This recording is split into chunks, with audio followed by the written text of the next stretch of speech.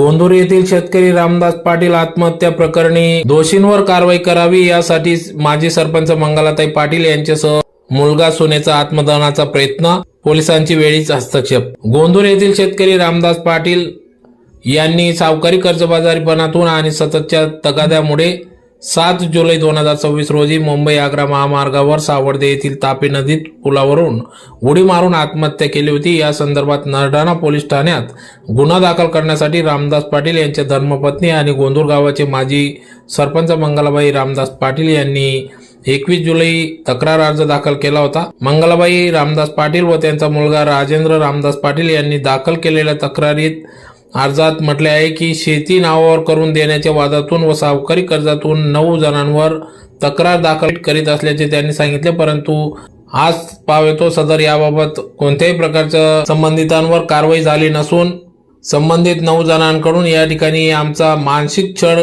करण्यात येत असून जीवेठार मारण्याच्या धमक्या येत असल्याचा देखील आरोप या ठिकाणी करण्यात आला होता। पर या संदर्भात पोलीस प्रशासनाने सविस्तर कारवाई न केल्यामुळे 15 ऑगस्ट रोजी या ठिकाणी माजी सरपंच मंगलाबाई पाटील व मुलगा सून यांनी आत्मदहनाचा प्रयत्न केला, परंतु वेळीच या ठिकाणी पोलिसांनी हस्तक्षेप केल्याने या ठिकाणी अनर्थ टळला। परंतु या संबंधित पोलीस प्रशासनाने संबंधितांवर लवकरात लवकर कारवाई करावी अशी मागणी माजी सरपंच मंगलाबाई पाटील, मुलगा राजेंद्र पाटील व सून यांच्या वतीने मागणी करण्यात आली आहे। आज रोजी आम्ही आत्मदहनाचा इशारा दिलेला होता। आज आम्ही आत्मदहनासाठी जिल्हाधिकारी कार्यालयासमोर बसलो असतो। पालकमंत्री माननीय जयकुमार भाऊ यांच्यासमोर आम्ही आत्मदहन करण्याचा निर्णय घेतला होता, तरी आम्हाला पोलीस प्रशासनाने अटक केली। कारण माझे वडील 7/7/2026ला तापी नदीत सावर्डे इथं जाऊन आत्महत्या केली। त्या आत्महत्या केलेल्या ज्यांनी आत्महत्या करायला लावली, ज्यांनी प्रवृत्त केलं, ते जे आरोपी आहेत त्यांच्या विरोधात मी नरडाणा पोलीस स्टेशनला तक्रारी अर्ज दाखल केला। तक्रारी अर्ज दाखल केल्यानंतर तक्रार अर्जाची काही दखल अजूनपर्यंत घेतली गेली नाही, त्यांच्यावर गुन्हे दाखल झाले नाहीत। त्याच्यात जे आहेत ते 2 प्राध्यापक आहेत, काही भोकरचे शेतकरी आहेत, काही व्यापारी आहेत।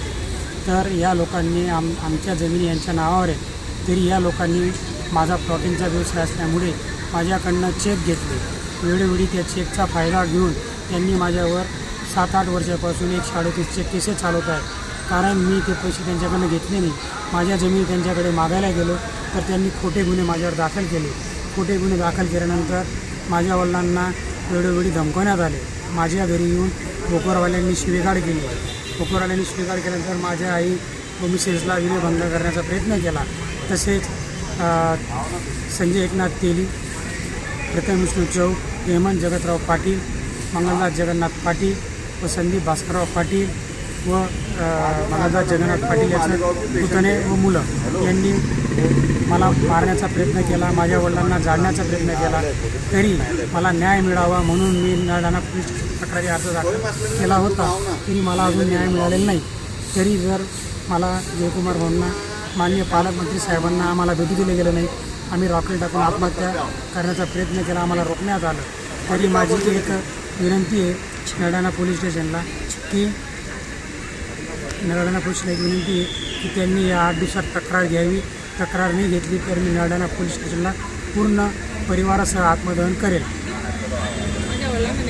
माझ्या वडिलांच्या मृत आत्म्यास शांती लागायला पाहिजे व त्या आम्हाला न्याय मिळायला पाहिजे, एवढीच माझी विनंती आहे। व आमच्या जमिनी ज्या आम्हाला त्यांच्या नावावर आहेत त्या परत मिळाव्या। आमचे पैसे जे आहेत रोकड, हेमंतराव जगतराव पाटील हा बंदुकीचं दाट दाखवून आम्हाला हे करतो की भोकरवाले आम्हाला जाण्या येण्यासाठी मारण्यासाठी तयार असतात। व संदीप भास्करराव पाटील हा एका मोठ्या पुढाऱ्याचा भाचा आहे असं लोकांना विरोध असतो, तरी तो संदीप भास्कर काढून दे हा आमच्या गोंदूर गावातील राजेंद्र दगा बदाने यांचा शालक आहे। तो त्यांच्या सख्या मिळवण्याची जमिनी खाऊन गेला, तर माझी 3 एकर जमीन त्याच्या नावावर आहे, ती पण खाण्याचा तो प्रयत्न करतो आहे। तरी मला या सर्व संकटातनं मीडिया, पत्रकार असतील, प्रशासन असेल, शासन असेल व पोलीस प्रशासन असेल यांनी मला मदत करावी एवढी मी नम्र विनंती करतो। जय हिंद, जय महाराष्ट्र।